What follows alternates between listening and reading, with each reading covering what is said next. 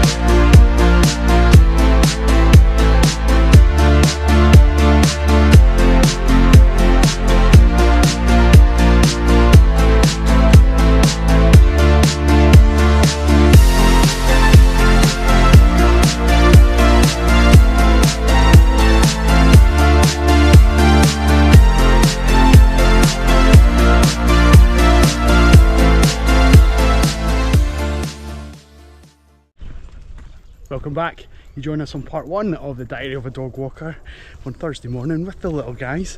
Do you want to meet them? I'm sure rather than me waffling you would prefer to meet the dogs, so let's do that. Who do we have? Start from the back here. We've got Ruby, our beagle. Hello sweetheart. Hello my dear. Hi Nell. Yes, Nell is a cockapoo, one of 3. We've got Barney, our Shih Tzu. Hello buddy.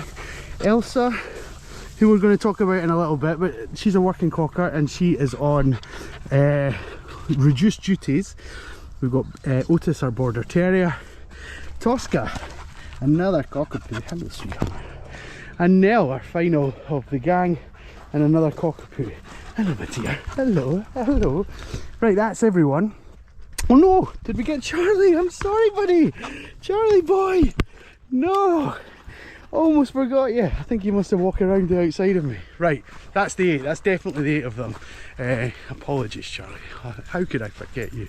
Right, that's the gang. I'm going to show you from this point on the highlights of our walk with these 8 dogs on a golf course today, of all places, which is quite busy. I'm going to just pan around, show you some ladies enjoying the day.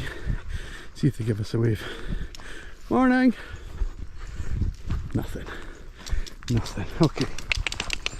It's because they can't see the dogs. Right, okay, I'm going to be back when there's something to talk about. I need to talk about Elsa and why she's on reduced duties, and we'll maybe talk a little bit about rewards, unexpected rewards for the dogs and what they could look like. So stay with us for more action from these guys. Hello gang.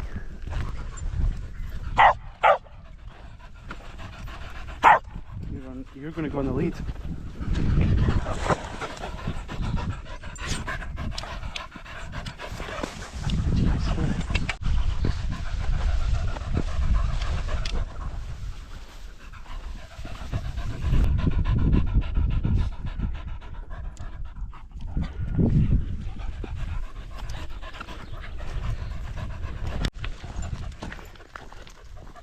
Let's have a little look at Edinburgh this morning.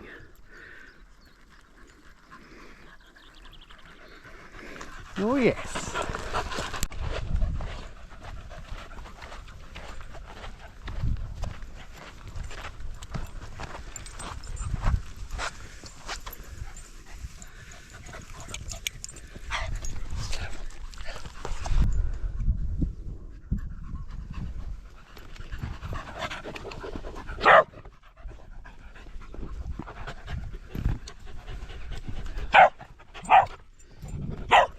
Elsa.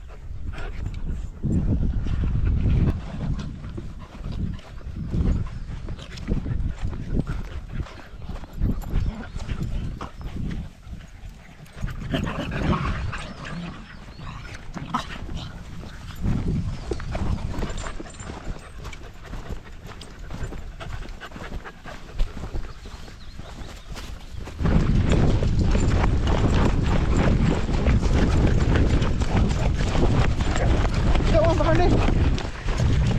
Come on, B! Good boy, buddy! Good, you guys!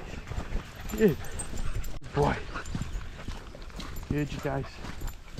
Get me a drink, guys! Get me a drink! If you need it! Good! Bye-bye! Good, you guys! That's a good stop! That's good! That's good patience as well! Come on in! Let's go together!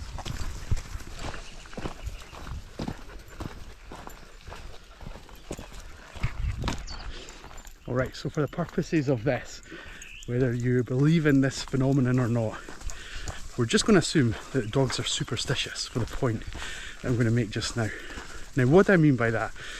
Well, dogs have a great association with things that you do and the rewards they get. So, I'll give you a great example of this. How many of you like that have dogs know when you put your shoes on, the dog knows that it's going out for a walk, or you put your jacket on, the dog knows that we're going out to play, that kind of thing. So that's not necessarily superstitious as such, but it would be unusual for you to put your boots on and then not leave the house, if that makes sense. So as far as the dog's concerned, A plus B, oh, mum's putting her boots on, we're going out for a walk, I'm going to get to play outside, kind of thing.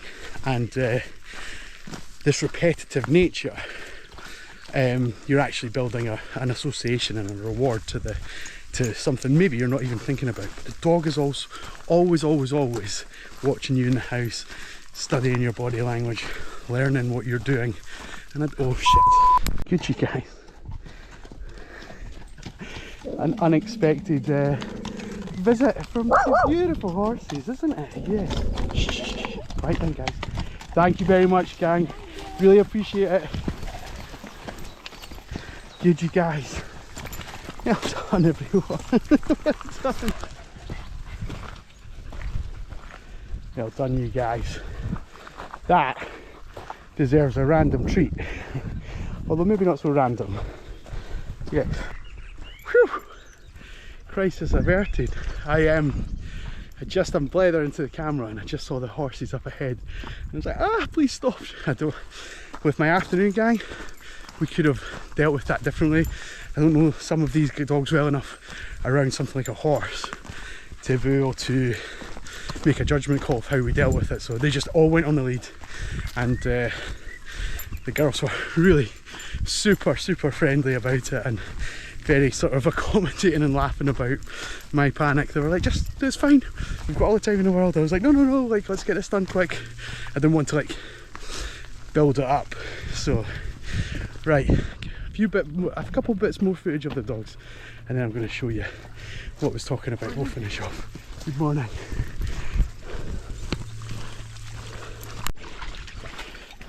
Good Elsa, good girl. Good, you guys, good boys.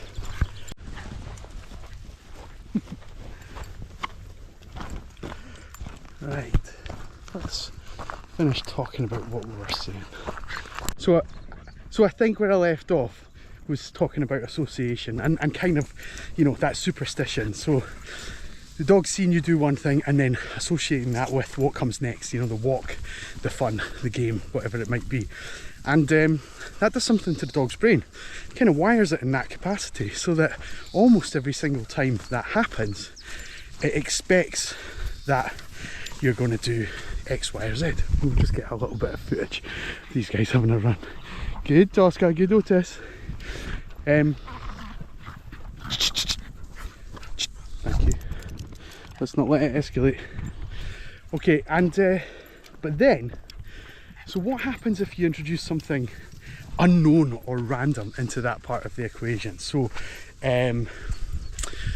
let's say, for example, you are about to get up and put your boots on, but instead you throw a biscuit to your dog who's lying down being calm. The dog doesn't know why it's had the biscuit. The dog's maybe sleeping or maybe unenthused about anything that's going on, and all of a sudden they're getting a reward for that. And again, that food, that tiny little reward, and the reward doesn't have to be food, which I'll come on to on a separate section, but that reward then does something to the brain as well. It's like, oh, I'm doing this, so I'm going to do this again because I'm superstitious, right? And I'll maybe get another one. And if by chance they're doing it again and they get another one, well, boom, you've got the most superstitious dog on the planet, and they can become a different dog with a few treats or a few rewards very, very effectively. And that's how we've managed to get Elsa to calm down. So as she's been walking, she's had a reward, and she's gone from hyperactive, barking, needing attention, needing stimulation, to a very relaxed, very chilled out member of the pack in a few minutes. And that isn't easy to do necessarily, but if you practice it enough, you can get really good results after a few attempts of trying it. Trust me, I promise you, I promise you. Right, I'll explain about different rewards before we wrap up. I'm going to hand you back over to these guys again. I think you need to see more of the dogs, right? Good, Tosca. Good. Good now. Good.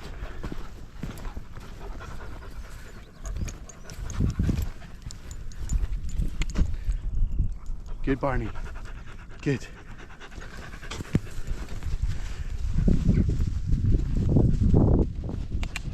Good, Otis. Good. Because Elsa didn't get a reward there, she's now mimicking what the other dogs were doing to get a reward. Look how many times she's checking in with me. She's walking at my pace. If we stop, she can stop. Did we have to cheat to get you three up here? Yes, we did.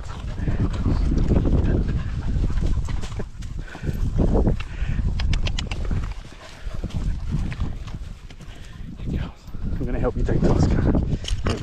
Good girl. Good girl. You managed down there? Good, you guys. Good. We're walking. Good. Good, Tosca. Good, you guys. It's quite difficult for new dog owners to appreciate how much rewarding you need to do to get a dog to do what you want, I suppose. And I've just 5 minutes, I've just sort of counted mentally how many times I've used the word good, and it's over 100 in 5 minutes, so goodness knows how many times I'm saying it to these guys on a daily. It must be tens of thousands a week.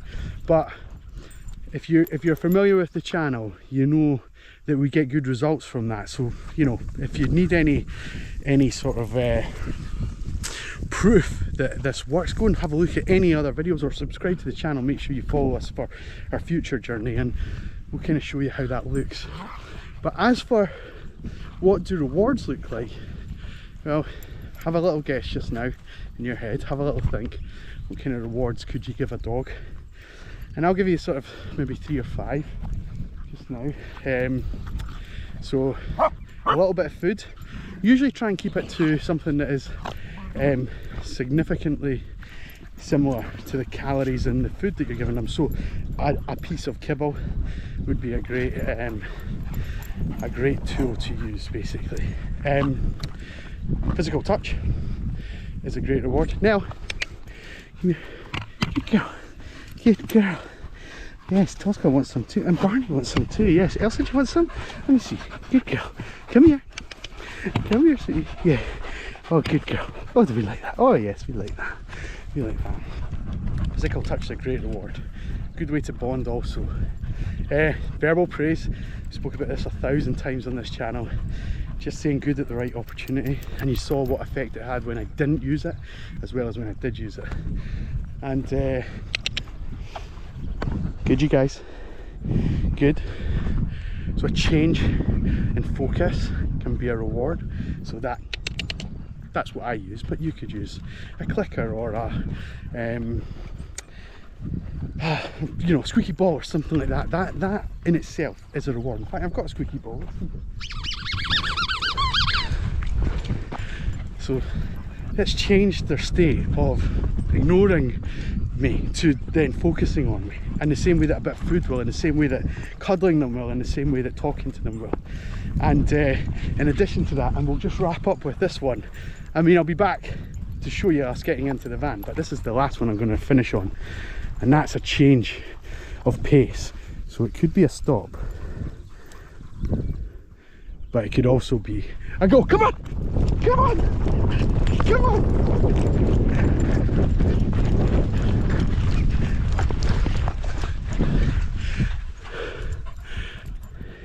And if you guys tell me any of their body language isn't great, I will be astounded.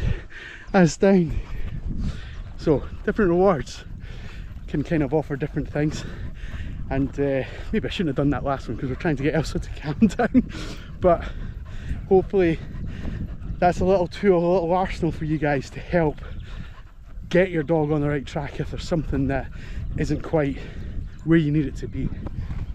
Make sense? Good boy, buddy. Good boy. Good, you guys. Good. Good. Oh, here comes some runners. Thank you for the kisses, sweetie. Oh, yes, I enjoyed the rewards too. Thank you. Thank you. We get ready, guys. Good boy, Barney. Let's move up to the side. Up. Tosca. Come on, sweetheart. Good girl. Good. Good. Good. Good. Good morning. Good. Good. Good. Good. Come on, Rubes. I am open to criticism. Constructively, of course, but we always have a nice community here in the comments, and I'm reaching out to anyone to challenge me on what I've kind of talked about today, because I've got one final thing to wrap up. But yeah, we'd love to engage with you guys on your experience of these kind of situations. Sorry, Ruby's got a bit of a frog in her throat. You okay, sweetheart? You okay? These guys are okay. We'll let Ruby catch her breath. I don't know, she must have swallowed a grass seed or something. Our final point on this is the more random you can make those interactions with the dog, and the more it's kind of in your favour, you know. So when the dogs are nice and calm, like Tosca's sitting here. Good girl, Tosca. Good, good, good girl, good. And those kind of things. So just random acts of reward, the more mentally stimulating it is for the dog. So today we spoke about graphs in previous weeks. Here's how today's exercise looked, and let me tell you, we normally do about 2k with these guys. We've done almost 3 today, so let me just show you again. This is a mentally demanding day for them, and that's what's going to make them sleep all afternoon before their owners get home. So don't trust me, I'm sure the owners will comment and let us know how the webcams have been while they've been at work and things like that. So yeah, don't go anywhere because part 2 is coming up, and that's my bigger dogs. We do the same kind of things, but we do it in more, we go further, we go longer, and a different variety of dogs. So I'm sure you're going to enjoy the gang. But for part 1 and the little guys, let's get you guys home. Yeah. Thank you for staying with us for part 1. Good. Good, Elsa. Good. Welcome back. You join us on part 2 of the Diary of a Dog Walker on Thursday, the 11th of May, in the afternoon with the more active dogs. We've got 9 of them out, and we've got an exciting day ahead of us as we are in some of the most beautiful scenery that Edinburgh has to offer. Max is making the most of it in the heather there, loving life, and the rest of the gang are already pretty worn out, including Ted, our little model. We'll talk about Ted's modelling later on, or maybe on another day. But it's a beautiful day in Edinburgh. It's blue skies, it is about 15 or 16 degrees, and it's perfect conditions for the dogs, assuming that we can get to some water. Now, there is some in front of us, but it's not the most accessible, so we're going to come up with a plan B. And this one, I'm going to play a little bit by ear.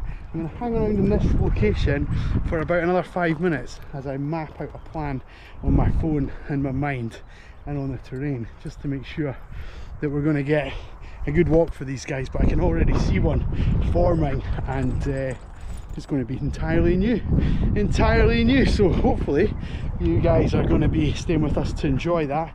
If you're just new to the channel, if you've already watched my Superstitious part of the morning video, then thank you for staying with us for the afternoon. This is going to be perhaps even better than the morning, but who knows, we'll just have to wait and see how it all unravels.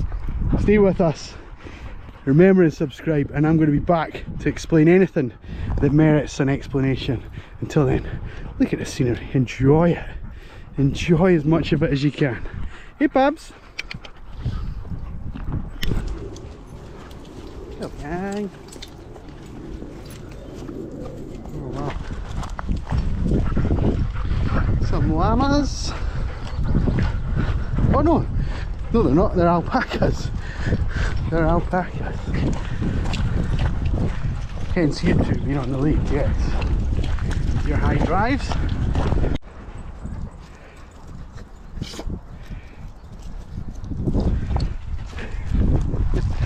We're having a good roll, guys. Come on. Up we go.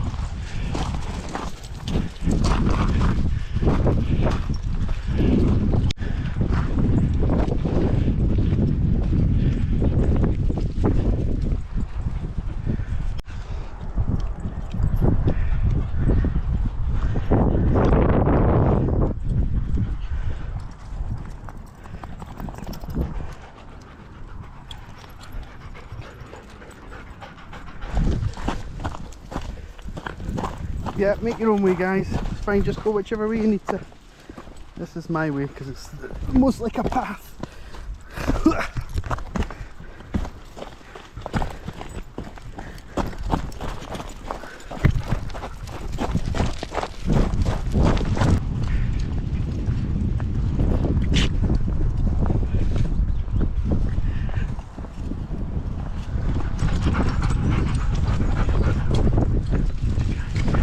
There's a sign, green sign there that says caution horses and riders, and we've actually seen 3 or 4 on the plain having a right good stretch of their legs with the horses, but they went the other way, so I'm hoping we get a little bit of a window to kind of not bump into them, because that would be the second time in the day. Let's see if they're over here. No, they're not over there. Okay, wish us luck.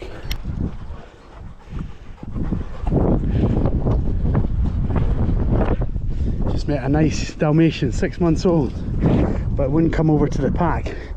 Was a little bit too afraid of all the dogs. Bless him. How are you, bud? After not wanting to come our way, yeah? Is that better? I'm going to let you off in a second once we get to see what's happening.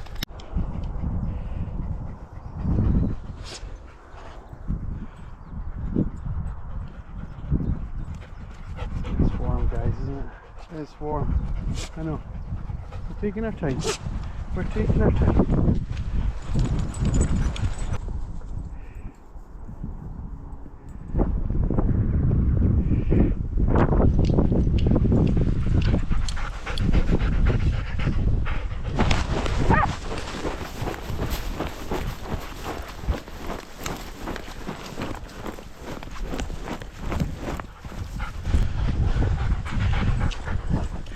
There's sheep and cows and goats and God knows what there. Okay, we didn't expect that. Max, good boy. We couldn't have seen that from where we were. That's fine though. That's fine. Look at our view of Edinburgh. Look at that. That's it in the middle of the screen. There we go, guys.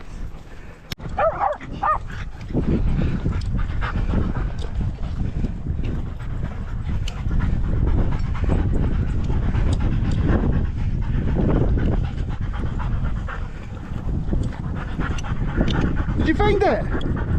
Where is it? There we go, good boy.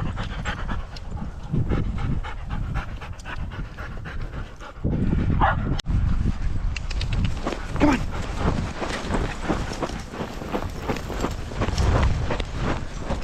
What have you two just turned for? Hey, poo no doubt.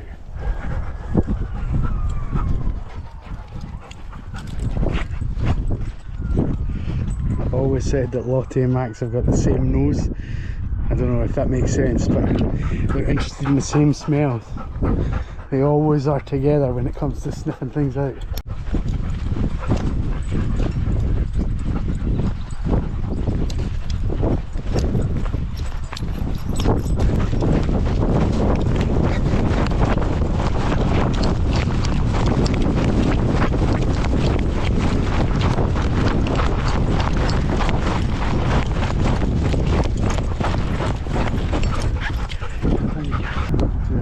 Random enrichment for you to find.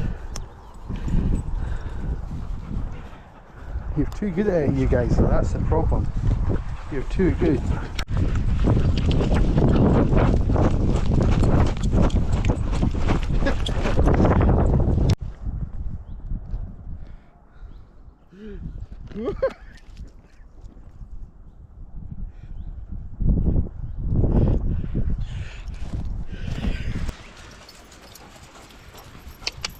Let's go, guys, let's get some water. This is where it is. In search of the Holy Grail, eh?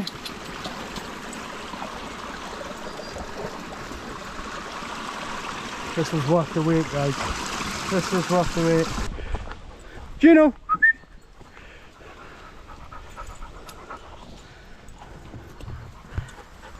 Good, guys, let's regroup. Heading back to the van now. Still chance for a drink.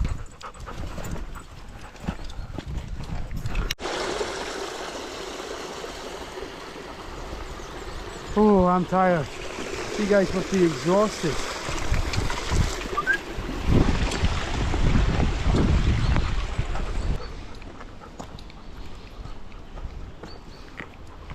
Well, how good was that? I mean, I loved it, but I'm a bit biased, okay, so don't hold that against me. I hope you guys have enjoyed it. Sorry, just dropping off. Nature calls and all that. Dogs have gotten great this afternoon. This morning's walk was brilliant, and also I hope that was quite informative as well, because I put a lot of effort into trying to get that right for you guys. So, but this afternoon, going to a new place, dog's getting on great, responding perfectly, dealing with a few hazards, and the heat being something that was really significantly against us. We did manage to get our reward, the Holy Grail of fresh flowing water at some point, and that was I probably filmed about 10 seconds of that, and we were there for about 10 minutes. So the dogs are well refreshed, cooled off. I'm ready to get them home, so just leaves me time to say goodbye. And thank you for watching. We really appreciate all the views. We really appreciate all the new subscribers. There's been a huge number over this sort of last few days. We've been on a push to get to 400 before the end of May, and I forget where we are with it, but I'll put some details on the screen here.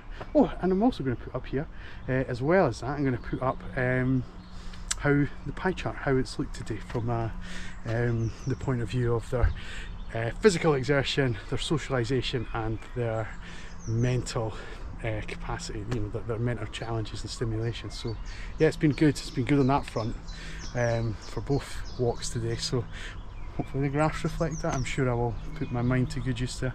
But yeah, as I was saying, don't forget to subscribe to the channel, because then you won't miss out on some more hints and tips, some beautiful walks and some lovely dogs, and of course me, right? Take care, bye bye.